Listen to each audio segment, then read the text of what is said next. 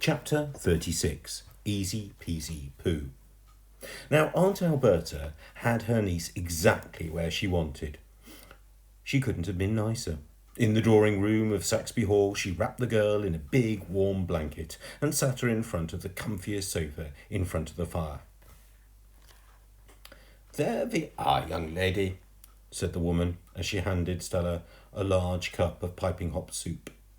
"We must warm you up for the little issue of the signing of those pesky DDVDs." In her heart, the girl knew that she should never, ever sign over the deeds of Saxby Hall to her wicked aunt. But her heart was broken. Stella's body and spirit had been crushed by the past days and nights of terror. With her parents gone, and soot trapped at the bottom of the icy lake, she felt she had nothing left to live for. If she signed now, perhaps this nightmare would be over. "Let me just get you a penny venny," said the woman brightly.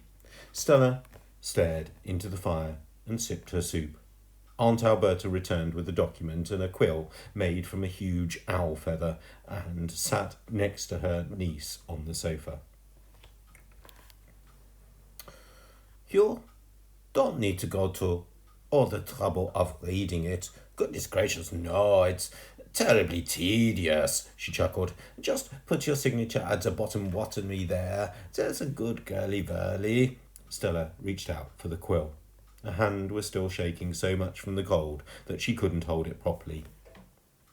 "Dearest child, let your auntie give you a helping handy-vandy-pandy."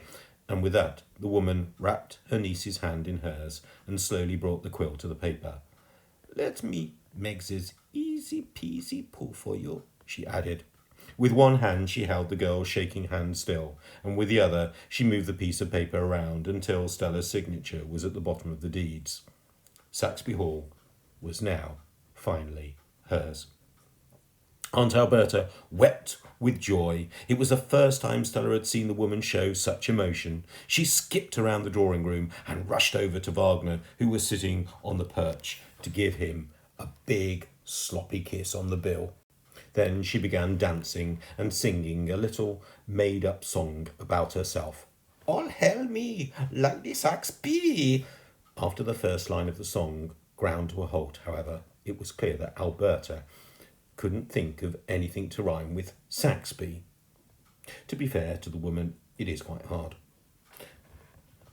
"Do you know what I'm going to do with this place, child?" "No, Aunt Alberta, I don't," replied the girl before continuing in a sarcastic tone. "But I'm sure you're going to tell me." "Oh, you're right, I am," continued the woman. "First thing tomorrow, I'm going to burn the whole thing down."